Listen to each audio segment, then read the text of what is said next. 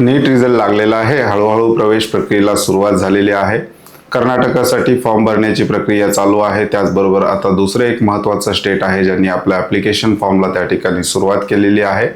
213 ते 350 या दरम्यान मार्क्स असणाऱ्या विद्यार्थ्यांची संख्या मोठी आहे आणि या विद्यार्थ्यांचा पहिला चॉईस आहे BAMS।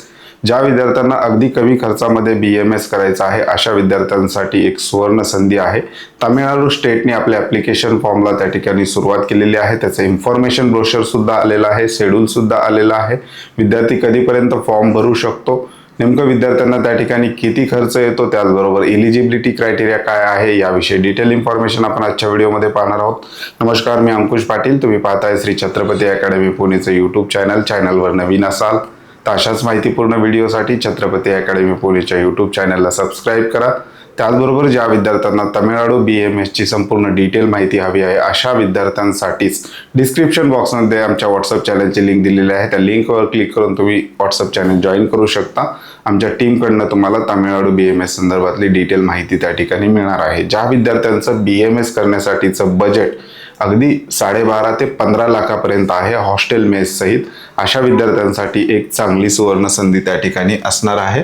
2026 कमी गुण आहेत, अत्यंत कमी खर्चात BAMS करण्याची सुवर्ण संधी तामिळनाडू राज्यामध्ये त्या ठिकाणी उपलब्ध असते। ही संधी महत्त्वाची काय आहे? कमी गुणांवर या ठिकाणी प्रवेश मिळतो, अत्यंत कमी खर्च, त्याचबरोबर दर्जेदार शिक्षण, हे 3 महत्त्वाचे पॉईंट आहेत। प्रवेशासाठी आवश्यक पात्रता, नीटचा एलिजिबिलिटी क्रायटेरिया जो आहे ओपन कॅटेगरीचा, तो या ठिकाणी ग्राह्य धरला जातो।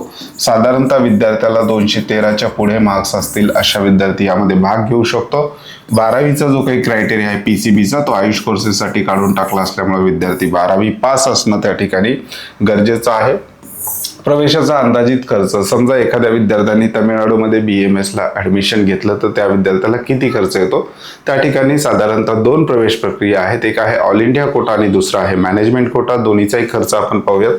भारत देशात जर आपण BAMSच्या खर्चाचा विचार केला तर सगळ्यात कमी खर्च या ठिकाणी तामिळनाडूमध्ये या ठिकाणी येतो। मॅनेजमेंट कोट्याचा जर आपण विचार केला तर साधारणतः वार्षिक खर्च 3 लाख एवढा आहे आणि टोटल तुमचं जे काही 5 वर्षाचं बजेट आहे किंवा 4.5 वर्ष प्लस 1 वर्ष इंटर्नशिप, 5.5 वर्षाचं जे काही बजेट आहे ते 15 लाखापर्यंत आहे मॅनेजमेंट कोट्याचं। आणि ऑल इंडिया कोटा सीट जर मिळाली जर तुम्हाला तर साधारणतः 250च्या पुढे मार्क्स असतील, 250 ते 300च्या दरम्यान, तर आपण ऑल इंडिया कोटा सुद्धा ट्राय करू शकतो।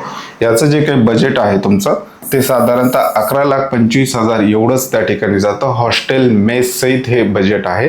त्यामुळे ज्या विद्यार्थ्यांना एलिजिबिलिटी मार्क्स आहेत, एलिजिबिलिटी पासून 250 पर्यंत आहे, त्यांच्यासाठी मॅनेजमेंट कोटा त्या ठिकाणी योग्य असणार आहे। 15 लाखाचं त्या ठिकाणी बजेट आहे। ज्या विद्यार्थ्यांना 250च्या प्लस मार्क्स आहेत अशा विद्यार्थ्यांना AIQ मधून सीट मिळण्याचे चान्सेस आहेत। अशा विद्यार्थ्यांना 11,25,000 जवळपास एवढा खर्च त्या ठिकाणी होतो।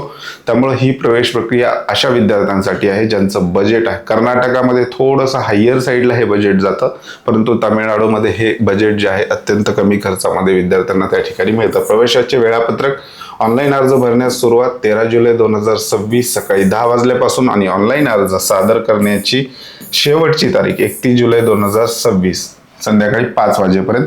ज्या विद्यार्थ्यांना BAMSच करायचा आहे, महाराष्ट्रामध्ये त्यांचा नंबर लागू शकत नाही, अशा विद्यार्थ्यांनी अदर स्टेटचा त्या ठिकाणी विचार करत असताना ज्या काही प्रवेश प्रक्रिया आहेत त्यांनी फॉलो करणं अत्यंत गरजेचं आहे। 31 जुलैपर्यंत विद्यार्थी त्या ठिकाणी रजिस्ट्रेशन करू शकतात। तामिळनाडू BAMS विषयी अधिक माहिती घेण्यासाठी आमचे कॉन्टॅक्ट नंबर सुद्धा आहे। त्याचबरोबर ज्या विद्यार्थ्यांना तामिळनाडू BAMS करायचं आहे अशा विद्यार्थ्यांसाठी डिस्क्रिप्शन बॉक्समध्ये व्हॉट्सअप चॅनलची लिंक दिलेली, त्यांनी त्या ठिकाणी जॉईन करायचं आहे। आमच्या टीमकडून त्या ग्रुपला संपूर्ण माहिती त्या ठिकाणी शेअर केली जाईल। त्याचबरोबर आपलं ऑनलाईन ॲप्लिकेशन सुद्धा आहे। ऑनलाईन ॲप्लिकेशनची लिंक डिस्क्रिप्शन बॉक्समध्ये दिलेलं आहे। त्याच्यामध्ये ऑनलाईन पेड काउन्सिलिंग सुद्धा सुरू आहे। त्या पेड काउन्सिलिंगला चेक करून त्या ठिकाणच्या नियम आणि अटी वाचून तुम्ही आमच्या पेड काउन्सिलिंग सर्व्हिसमध्ये सुद्धा सहभागी होऊ शकता। तुर्तास आजच्या व्हिडिओमध्ये आपण इथेच थांबतोय। पुन्हा भेटूयात आणखी एका नव्या आणि माहितीपूर्ण व्हिडिओमध्ये। धन्यवाद।